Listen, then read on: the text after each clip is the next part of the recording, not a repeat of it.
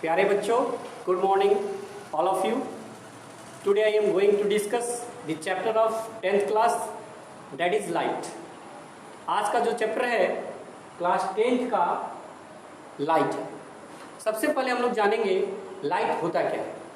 Light is a medium by which any man can be seen anything, या ऐसे बोलेंगे light is the form of energy which makes object visible.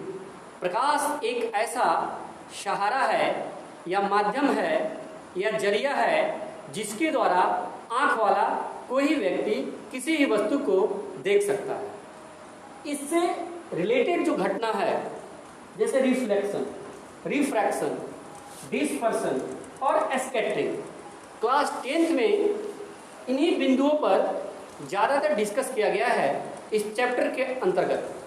तो चलिए discuss करते हैं बारी बारी। सबसे पहले जाने रिफ्लेक्शन होता क्या है। इसको एक वर्ड में हम लोग बोल सकते हैं bouncing back of light. Bouncing back of light, bouncing back का मतलब, बाउंसिंग बैक का मतलब क्या होता है?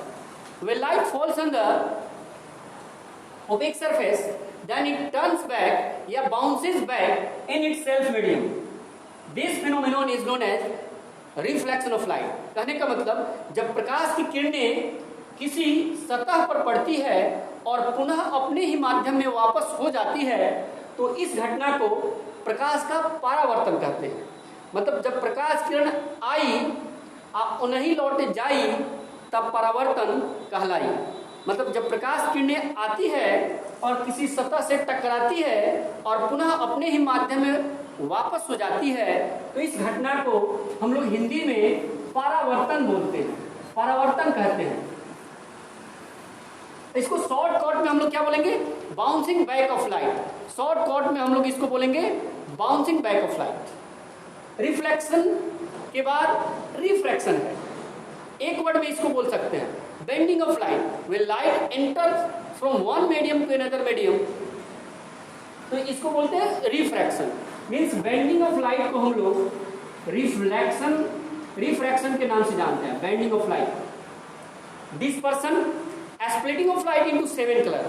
प्रकाश के 7 रंगों में टूटने की जो घटना है उसको बोलते हैं dispersion. When light falls on the surface of prism then it splits into 7 colour. जब प्रकाश की किरण किसी प्रिज्म के सतह पर पड़ती है तो 7 रंगों में टूट जाती है और इस 7 रंगों की जो पट्टी होती है उस पट्टी का भी नाम है। उस पट्टी को क्या बोलते हैं? स्पेक्ट्रम बोलते हैं।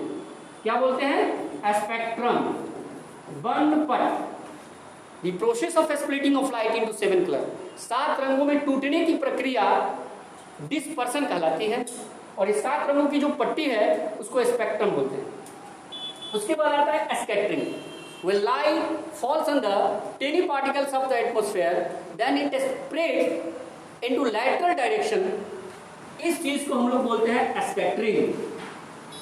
मतलब जब प्रकाश की किरण छोटे छोटे पार्टिकल्स, वायुमंडल के छोटे छोटे पार्टिकल्स, वातावरण के छोटे छोटे पार्टिकल्स पर पड़ेगी तो विभिन्न दिशाओं में छितराएगी। इस छितराने की, फैलने की घटना प्रकाश का प्रकीर्णन कहलाता है, स्कैटरिंग कहलाता है। पहली जो घटना थी रिफ्लेक्शन थी, मीन्स प्रकाश का पीछे लौटना, bouncing back of light when light falls on the opaque surface.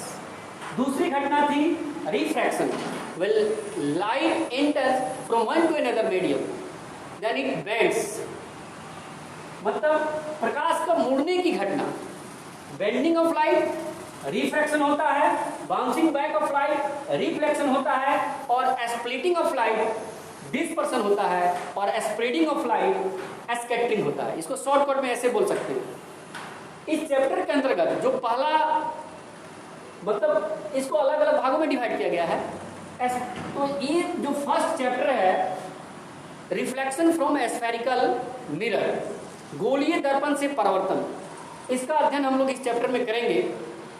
तो हम लोग जानेंगे दर्पण क्या होता है, गोलीय दर्पण कितने प्रकार के होते हैं, गोलीय दर्पण का स्पेशली जो टाइप है अवतल और उत्तल दर्पण, उसको हम लोग अच्छे से इस चैप्टर के अंतर्गत अध्ययन करेंगे। अवतल उत्तल दर्पण में आप लोग याद करते हैं कि अवतल और उत्तल दर्पण, इसको बहुत आसानी से भी ऐसे बोल सकते हो। उत्तल दर्पण का मतलब क्या? वैसा दर्पण जिसका रिफ्लेक्टिंग सरफेस उत्तल, उसको बोलते हैं उत्तल। और अवतल किसको बोलेंगे? वैसा दर्पण जिसका रिफ्लेक्टिंग सरफेस धसल, उसको बोलते हैं अवतल।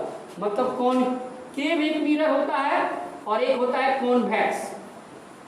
अगर रिफ्लेक्टिंग सरफेस केव हो, धसा हो, तो अवतल। अगर रिफ्लेक्टिंग सरफेस वेक्स हो तो उसको बोलते हैं कॉन्वेक्स, मींस उत्तल।